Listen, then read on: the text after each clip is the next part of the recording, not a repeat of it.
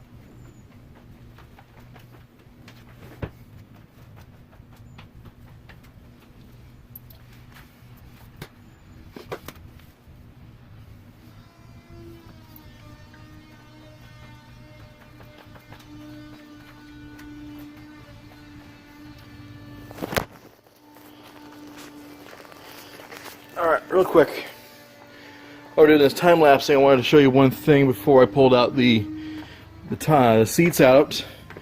I want to show you the extent of the damage to this front seat, this driver's seat. And we got loose trim here on the door panel, so that's all got to come out. But that is just an absolute mess. Just gone.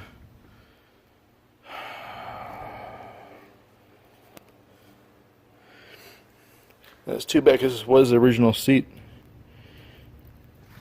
The passenger seat isn't too bad, but it's still kind of the same story, falling apart in the same spots. You know, and back seats looking pretty good, so nobody ever sat back here, unfortunately. But I will say the back seats, just gonna take them out though. Alright, I gotta do some video adjustments, so I gotta cut out some video time so I get some more storage in this phone. Be back in a little bit.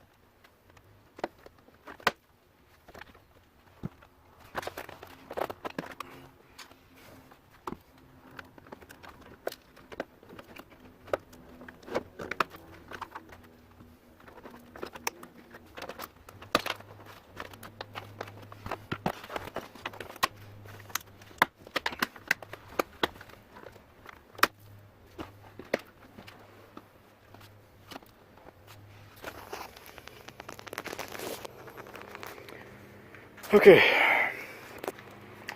getting somewhere on the interior. If I wanted to show you something, I just popped open.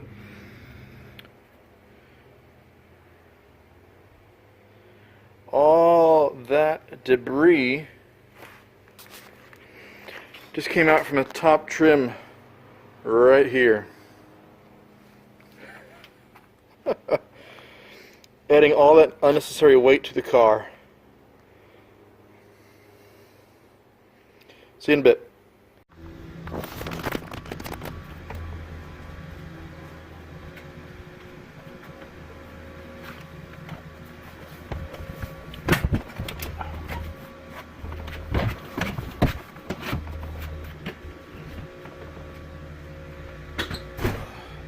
It's out. All right. That'll only leave the back seats to go. And it's just about time for calling it a day. Let's do a little sit rep here. Alright. Today's been fairly productive. I got a quick snapshot of the rear differential. See the I'm tired. I'm sorry. Got a code off the back there. I'm gonna run it on the internet to see what it is. If it's a 6.5 or a 7.5. Got a lot of the trim out the back, taken out, all the carpet and insulation. Bits of the trim are all gone now. So I'm hoping to get this off, and as well as the other side. So that goes all the way down to the front of the passenger door there. And then I'm gonna try and get this off before the end of the night. This back seat top end. I also got the cracked rear right tail light that has been removed, but all the original wiring is still in there. So keep that there where it is for now. Quite a bit of garbage, and all these pieces you see here, that's 42-year-old plastic that has cracked from removing all of the trim pieces. They're being held in by these yellow plastic tabs, and they just shatter with any kind of you hear that? Just give it a quick little, and they just break right off. So if I ever put the interior back in, I'll have to get some new ones, some brand new ones, better technology, and they'll stay together quite better. Didn't get around to taking off the interior of this panel here. That'll probably be for Tuesday. And tomorrow Mike and I will be going to dig again. We got about, what was it? Oh, I won't spoil it, but we got some pretty good gold from the last time, even though we dug for only about 4 hours. But we got a good amount. You'll see that total at the end of the video tomorrow. Either tomorrow night or it will be on Wednesday afternoon. We're hoping to do that pretty soon. Alright, we're getting somewhere. Just got a lot of ways to go. Also want to do a shout out to my best friend Nate. He's got a podcast he's been going on. He's going to do a little shout out for me as well. So I will have a link in the description for you. He'll be sending me that link for you if you're ever interested. He's pretty funny. He would be out here digging, not digging, but working on cars with me, but there's some rules about the shops that he doesn't really like to, well, I'll just say he won't follow them to the T. But yeah, it is dirty in there. I have removed a lot of garbage already, and there is still a ton to go.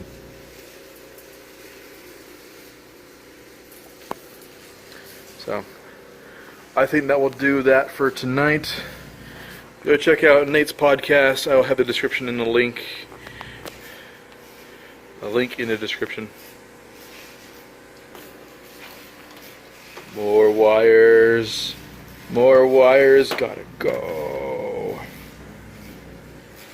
Oh yeah, and also put more LED strips.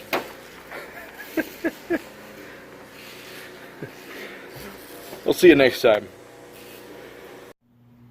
Burrow, we're back. It's still Sunday, so I just want to do a quick wrap up. I know I did one earlier, but I didn't feel complete. I did a little more work after that. So tomorrow, Mike and I will be going out to dig gold. And then Tuesday, I'll be back working on the Skyhawk again. And I'm going to work my ass off to get that one nut off.